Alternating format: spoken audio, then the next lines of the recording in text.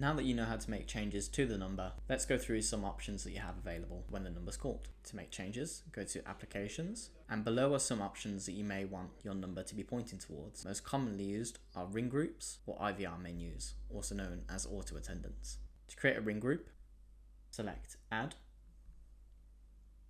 give your ring group a name, give your ring group an extension. Make sure that this doesn't clash with any of your other applications or extensions. Give your extension a greeting. This can be from recordings or from our preset sounds. And then enter your options below. For example, if I want to set calls to go to 1000, 1001, and 1002. And then if none of them answer, go to your timeout destination to set what happens here. Typically, this would be another voicemail. Then select Save.